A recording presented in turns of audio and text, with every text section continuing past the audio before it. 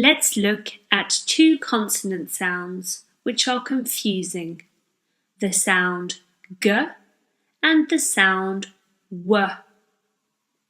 In the examples I'm about to give you, each pair of words will contain one word with the sound g and another with the sound w. Guess which is what? Good, would. Ghost, water. Galaxy, one.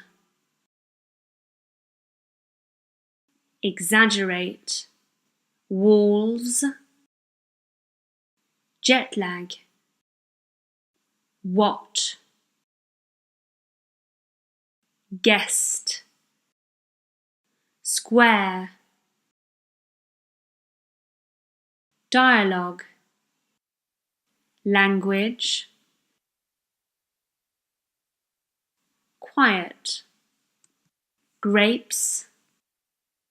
That's it for today. See you soon.